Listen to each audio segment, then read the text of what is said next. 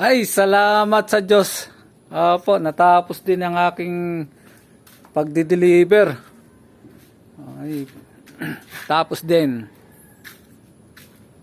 Maligayang bagong taon. Opo, maligayang bagong taon. Ayan. Nakatapos din ako sa maghabong pagdi-deliver. Yan mga kapatid, tignan nyo po ang kalangitan. Ay, kaulapan. Ayan po, no, maulap. Opo, maulap. Sa bagay, kapag bumagsak yung ulan na yan, hindi naman kalakasan siguro yan. Yung mapapawi yung usok ng mga paputok, yung mga magpapaputok. Kaya kayo pong mga may paputok, ayun po, mag-ingat po kayo nang di kayo madisgrasyang maputukan. Kaya nga dito mga kapatid, opo, no? Mga kapatiran ko. Ayan. Maging maligaya po sana ang paghiwalay ng taon na ito para sa bawat isa po sa atin, sa bawat isa sa pamilya po natin. Umiyos po tayo sa paggamit, pagsalubong sa pamamagitan ng mga paputok na yan, lalo po yung mga may mga baril dyan.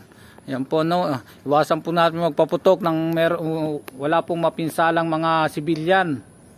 At kawawa naman po yung mga magdurusa dahil sa mga mangyayaring mga disgrasya. Ayan yung aso ko na puro mga naglulu. Ayun. Ayun, yung mga nakakulong. Takot na takot sa mga paputok na yan. Eto, marot talaga ito na Asli.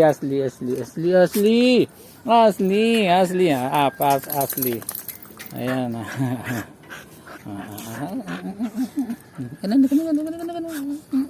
Tayo. Ito, kawawa naman si Ado.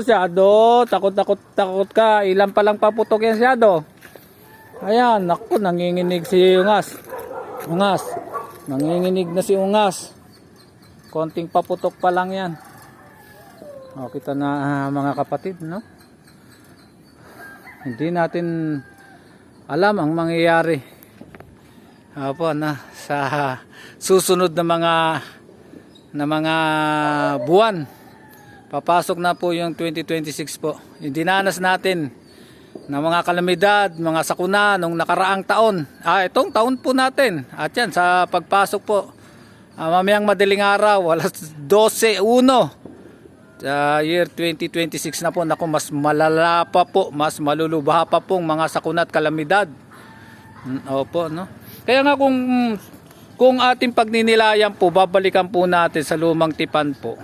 Ito po, hindi pa nanakot, pero yan po naman ay nakasaad naman po sa mga talata po sa Biblia, sa lumang tipan po, sa Genesis. Di ba po kung susuriin po natin, nung panahon po ni Adan po, no, ni Adan. Sino sumunod kay Adan po? Lahi ni Seth. Po, lahi po sumunod doon ay lahi ni Enoch. At yung sumunod na salin lahi po doon, yun na po yung kay Noe. Po, yung kay Noe po na yan. Kung ating pag-aaralan po at susuriin po nating maigi, 2,000 taon po yun. Opo, di ba nabuhay po si Adan ng 913 years o 960 years? Opo yata. Yun. At yung mga sumunod pansalin lahi. At ito nga si Noe po, nabuhay yan ng 600 years. Opo, kaya kung susumahin po natin 2,000 years po, kada 2,000 years meron pong nagaganap, meron pong nangyayari na hindi po yun yung kasaysayan po ay hindi na mabubura po sa sangkatauhan. Yung pong sukdulan yung kasamaan ng sangkataon, nilipon ng Diyos sa pamamagitan ng baha. Di ba po, nasa Genesis po yan. Nilipon ng Diyos sa pamamagitan ng baha ng panahon po ni Noe po. Opo, no? Titignan po natin mula po kay Noe. Yan 2,000 taon po yun.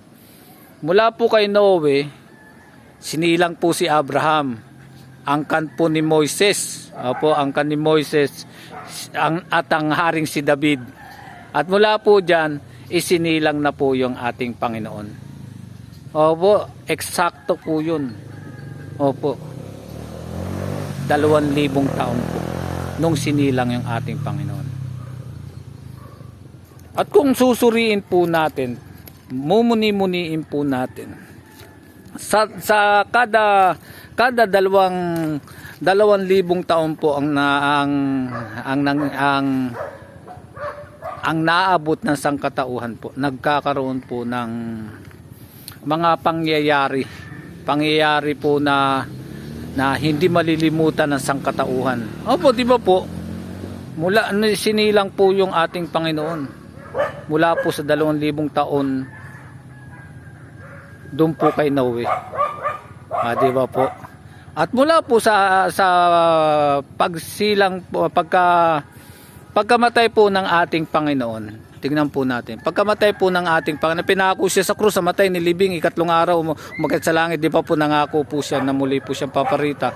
Mula po yan sa mga propesiya po, opo, tunay po siya babalik dahil Diyos po yan, walang hanggan yung kabanalan niya, kaya hindi sinungaling ang ating Panginoon. Tiyak po yan, tutuparin niya yung pangako niya muling babalik. Pero po, ano po yun, madami pong pagpapatotoo po yan sa Biblia, mga sinalita niya sa Bible po. Katulad po yung sinabi niya sa 16 po, do sa 1:16-12 hanggang 13 po, sinabi niya po do sa bersikulo sa 1 kabanata 16 bersikulo 12 hanggang 13 po. Sinabi niya, pakinggan po natin to.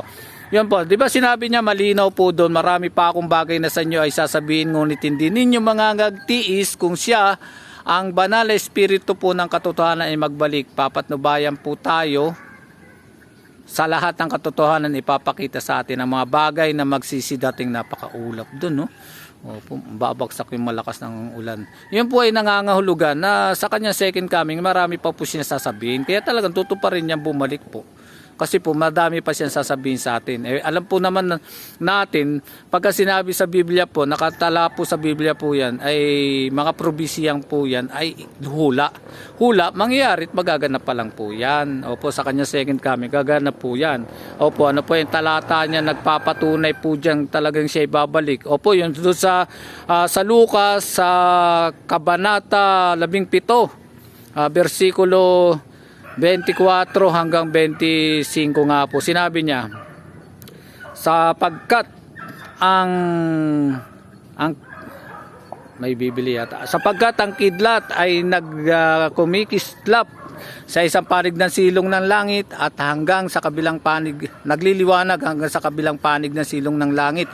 Gayon din sa pagparito ng anak ng tao sa kanyang kaarawan, datapot kailangan niyang magbata at at itakwil ng lahing ito. O di ba po, muli siyang isisilang. Yung kanyang mga salita sa kanyang second coming po dito. Opo, no, lalaganap ang kanyang mga bagong banal na salita. Yung marami niya pang bagay na sasabihin sa atin. Kaya nga po dito, makikita natin sa kanyang pagparito sa kanyang kaarawan. Yung kaarawan po tumutukoy sa kanyang muling pagsilang. Opo, no, kailangan niya magbata ng maraming bagay at itakwil ng lahing ito. Opo, hindi tinatanggap ng sangkatauhan po ngayon talaga na meron pang marami pang bagay na sasalitain sa atin ng ating Panginoon.